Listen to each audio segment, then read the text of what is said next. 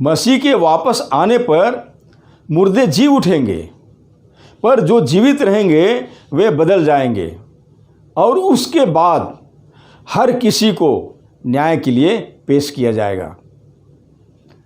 और हम बताना चाहेंगे कि पवित्र बाइबल के अनुसार जीवन की पुस्तक में जैसा लिखा रहेगा वैसे ही हर के कामों के अनुसार ही न्याय किया जाएगा।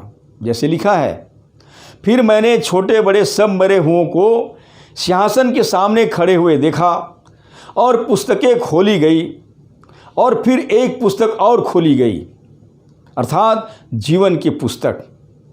और जैसा उन पुस्तकों में लिखा था वैसे ही उनके कामों के अनुसार मरे हुओं का न्याय किया गया।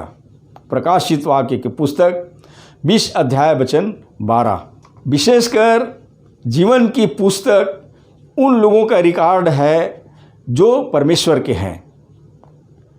इसे और ढंग से कहें तो इस पुस्तक में उन लोगों का नाम होंगे जिनके पाप यीशु के लहू से ढक दिए गए हैं।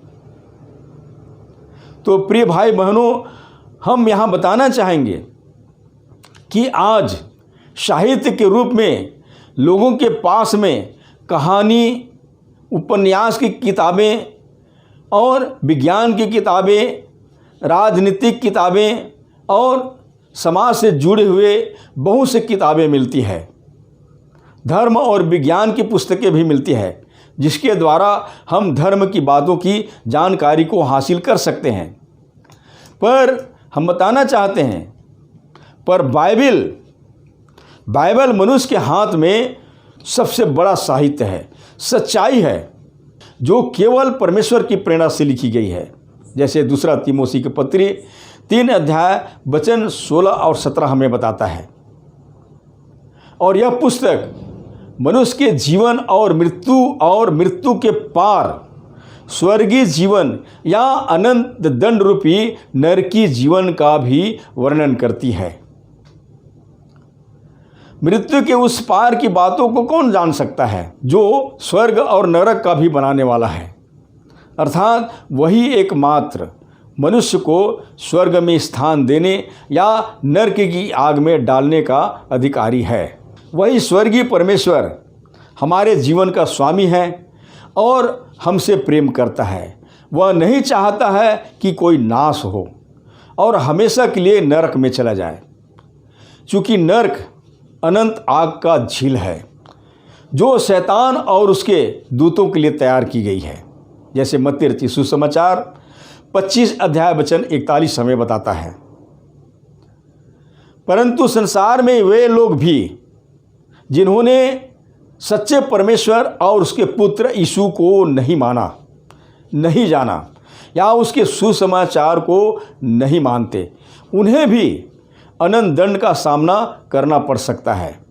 जैसे लिखा है, और जो परमेश्वर को नहीं पहचानते और हमारे प्रभु यीशु मसीह के सुसमाचार को नहीं मानते, उनसे पलटा लेगा। वे प्रभु के सामने से और उसके शक्ति के तेज प्रभाव से दूर होकर अनंत विनाश का दंड पाएंगे। दूसरा थिस्सलुनीके की पत्री 1 अध्याय वचन 8 और 9। और बाइबल में स्पष्ट उल्लेख है कि जिस किसी का नाम जीवन की पुस्तक में लिखा हुआ न मिला वह आग के झील में डाला गया।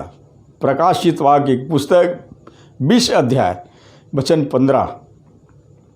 एक प्रश्न आपके लिए, क्या आपका नाम जीवन की पुस्तक में लिखा गया है? पवित्र बाइबल हमें बताती है कि प्रभु यीशु इस संसार में आया ताकि लोग जीवन पाए और बहुतायत का जीवन पाए।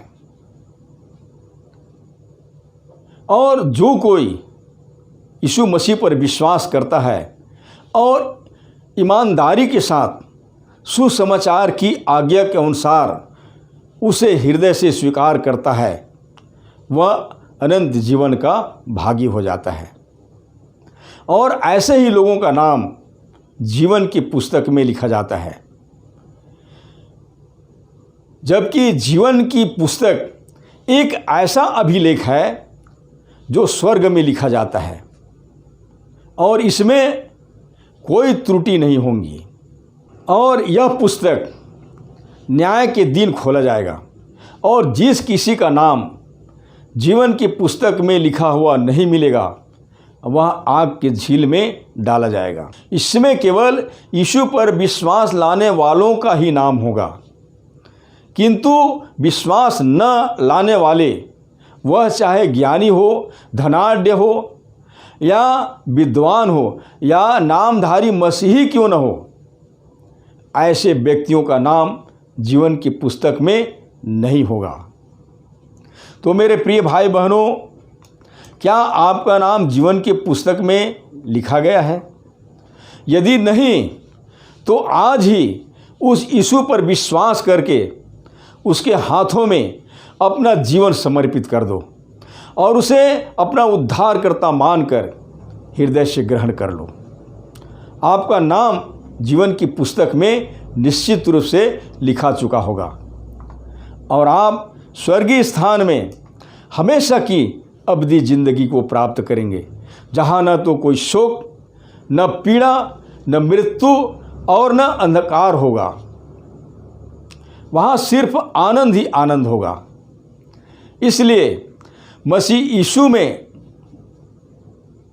जीवन पर्यंत विश्वासी बने रहकर उसके आगमन तक उसकी बाट जोहते रहें।